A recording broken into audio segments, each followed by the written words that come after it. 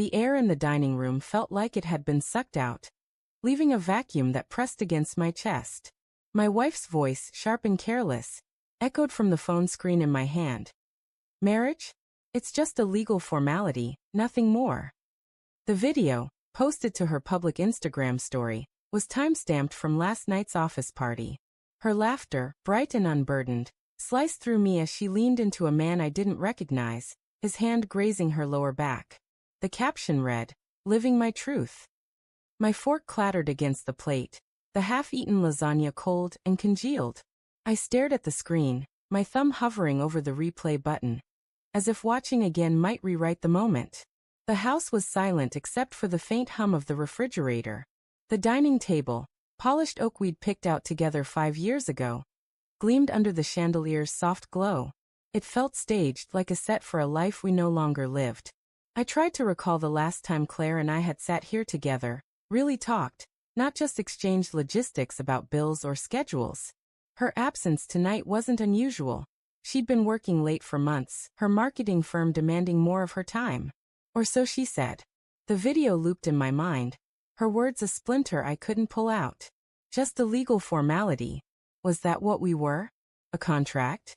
A checkbox? I stood, my chair scraping the hardwood, and paced to the living room. The couch, plush and gray, held the indent of her body from countless Netflix nights. I sank into it, scrolling through her Instagram again. The story was still up, taunting me. The man's face was half-shadowed, but his smile was too familiar, too intimate. My pulse thudded in my ears, a rhythm of dread and denial. Maybe it was nothing. Maybe she was drunk, exaggerating for attention. Claire loved to perform. Her charm was why I fell for her.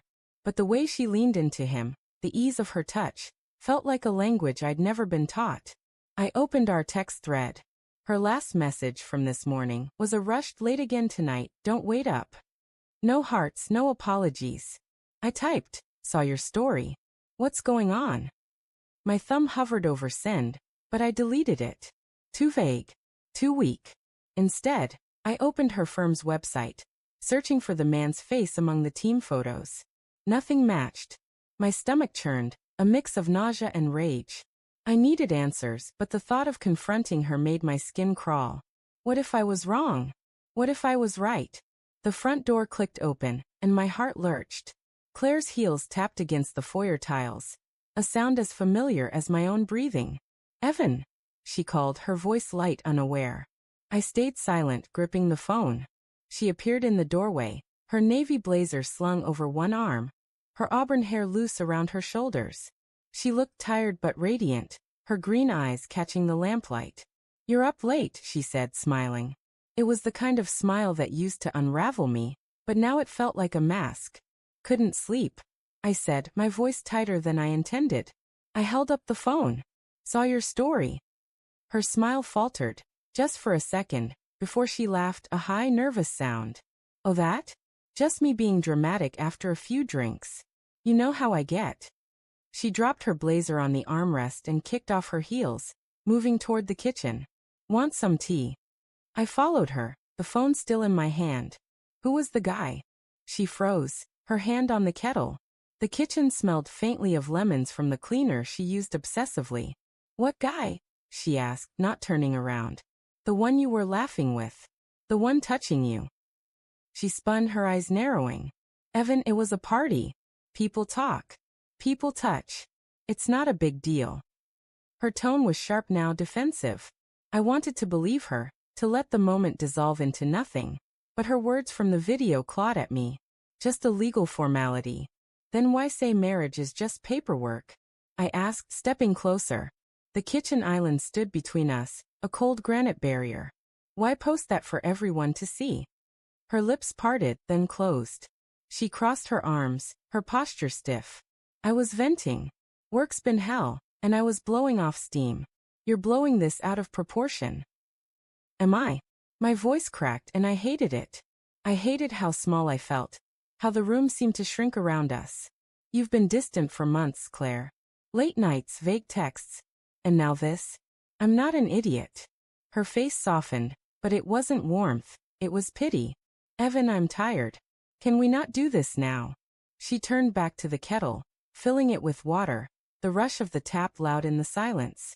I wanted to grab her, to make her look at me, but instead, I opened her Instagram again, scrolling through her recent posts. A photo from last week. Her at a rooftop bar, the city skyline glowing behind her. No caption, just a heart emoji. The man's arm was in the frame, his watch glinting.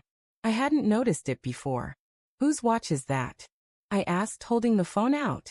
She glanced at it, her jaw tightening. I don't know. Someone from work, probably. Why are you doing this?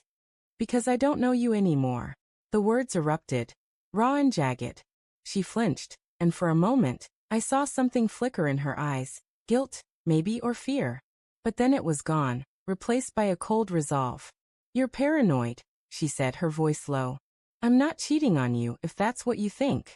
I'm just trying to figure things out. Figure what out? My hands shook, and I set the phone down before I threw it. Us. This. I gestured at the house, at the life we'd built. The photos on the fridge. Us in Paris, us at her sister's wedding, mocked me with their frozen smiles. She didn't answer. The kettle whistled, shrill and insistent, but she ignored it. I need space, she said finally, her voice barely above a whisper. I didn't mean for you to see that video. I was drunk, okay? I was stupid. But maybe I meant it a little. The words landed like a punch. I staggered back, my hip hitting the counter. You meant it. I repeated, my voice hollow. You think our marriage is nothing? I didn't say that. Her eyes glistened, but no tears fell. I don't know what I feel anymore. I love you, Evan, but it's not the same. It hasn't been for a while. I wanted to scream, to demand answers, but my throat closed up. The kitchen felt too small, the air too thick. I grabbed my keys from the counter and walked out, her voice calling after me. Faint and desperate. Evan, wait. The night air was cold, biting at my skin as I climbed into my car.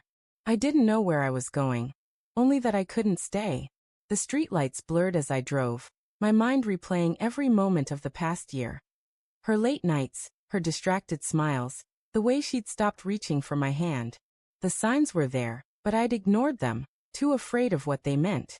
I ended up at a dive bar on the edge of town, the kind of place where the jukebox played songs nobody remembered.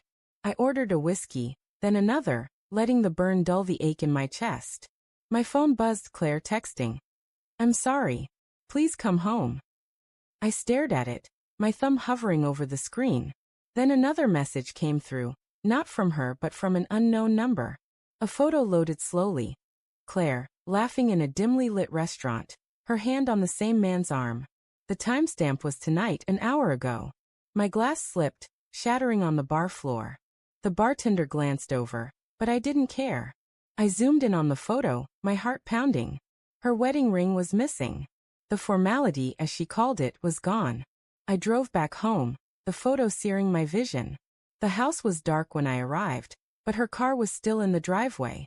I found her in the bedroom, sitting on the edge of the bed, her face buried in her hands. She looked up, startled, her eyes red. Evan, Who is he? I asked, my voice deadly calm. She didn't deny it this time. His name's Ryan. He's someone from work. It's not what you think, but it's complicated. Complicated? I echoed, laughing bitterly. You took off your ring, Claire. You called our marriage nothing. How complicated is that? She stood, reaching for me, but I stepped back. I didn't mean to hurt you, she said, her voice breaking. I felt trapped. I don't know who I am anymore, Evan. I thought he could help me find that. I stared at her, the woman I'd loved for a decade, and saw a stranger. The betrayal wasn't just Ryan. It was her erasure of us, her dismissal of everything we'd built. I walked to the dresser, pulled out her ring from the jewelry box, and set it on the bed. You want to find yourself? I said, my voice steady now. Start without this. I walked out, leaving the ring behind. The formality, as she'd called it, was gone. And so was I.